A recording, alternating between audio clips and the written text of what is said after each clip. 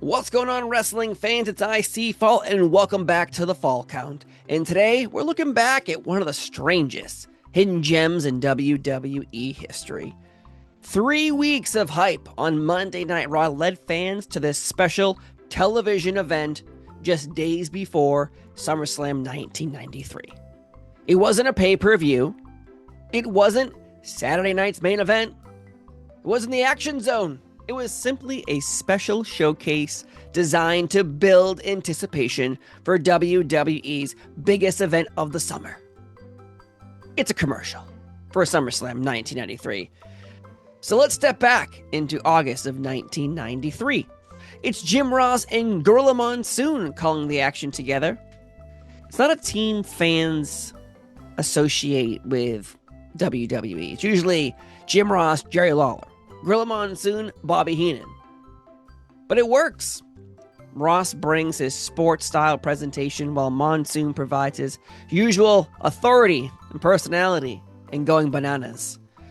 From there, it's straight into the first match. The WWF champion Yokozuna faces Hacksaw Jim Duggan in a non-title match. Now, by this point, Duggan was winding down his run with the company, but he remained one of the most recognizable, patriotic heroes the WWE had. This wasn't about creating suspense over the championship. It was about making Yokozuna look like an unstoppable monster heading into SummerSlam 93 against Mr. USA himself, Lex Luger. Of course, Fuji is here and distracts Duggan at exactly the right moment, allowing Yokozuna to capitalize. The WWF champion crushes Duggan with a bonsai drop and scores another victory. Next up is a match you don't remember. It's Razor Ramon taking on Blake Beverly, one half of the Beverly Brothers. It's easy to forget today that Razor Ramon at this point wasn't a multi-time Intercontinental Champion yet. He was still climbing toward becoming one of WWE's biggest stars.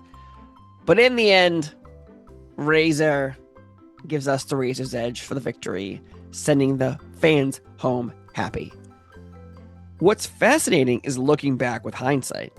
Only 3 years later, Razor Ramon, under a different name, would walk into WCW and completely change the wrestling business forever as Scott Hall would start the New World Order storyline.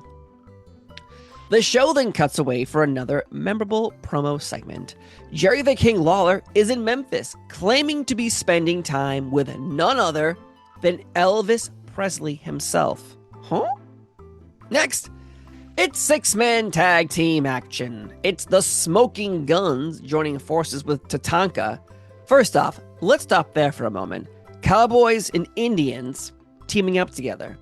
They're taking on my trio of favorite enhancement talent, Barry Horowitz, the Brooklyn Brawler, and Reno Riggins. On paper. This is one of those matches you look at and go, This is here? Should this be on Superstars? Instead, it's actually entertaining because the enhancement talent gets far more offense than they should. Barry Horowitz, Brooklyn Brawler, Reno Riggins all managed to create a competitive match, yet we all knew the finish. Tatanka catches Reno Riggins with a flying body press to secure the victory for his team. I'd never doubted the Smoking Guns and Tatanka would pick up the win there.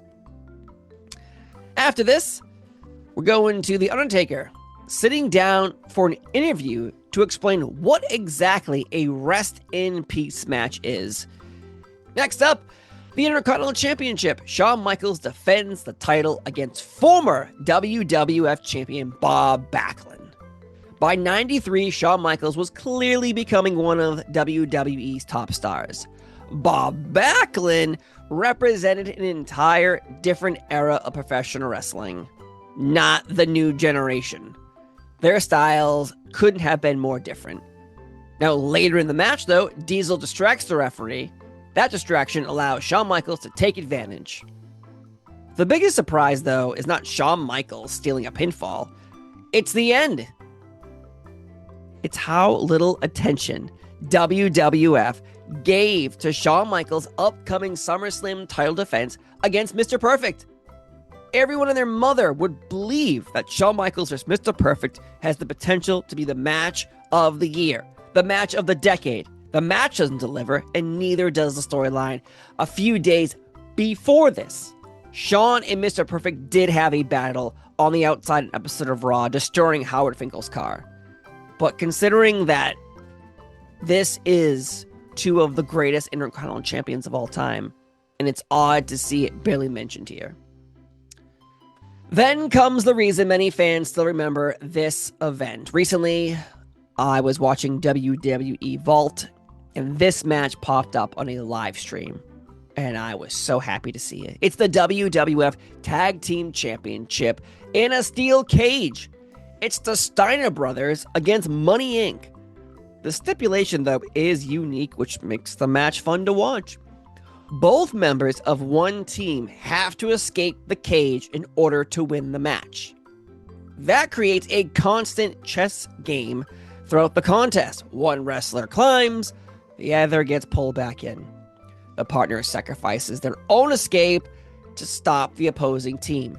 Every few minutes, the situation completely changes. The finish, though, I believe, is absolutely brilliant.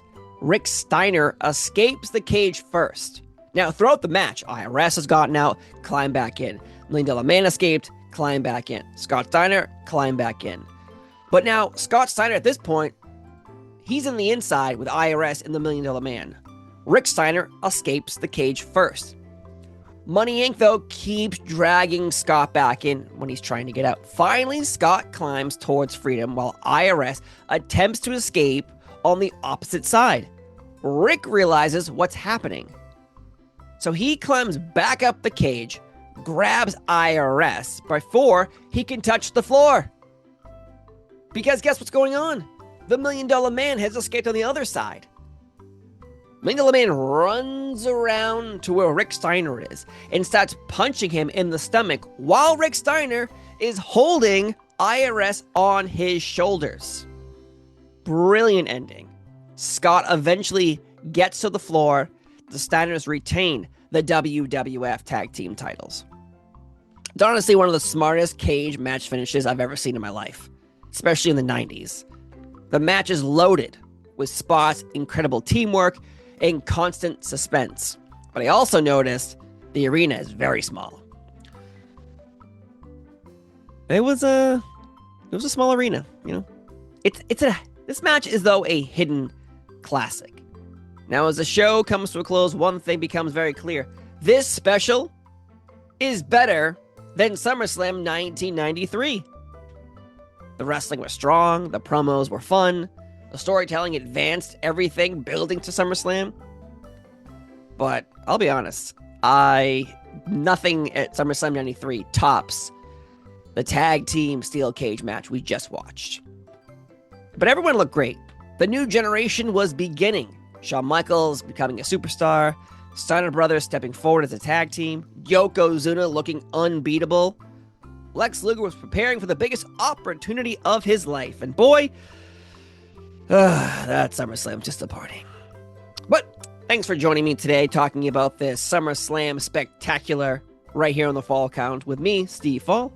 If you enjoyed this trip back through the wrestling history, be sure to subscribe, leave a review, share the show with another wrestling fan who loves reliving these forgotten moments. I'm Steve Fall, and until next time, keep enjoying your wrestling, folks.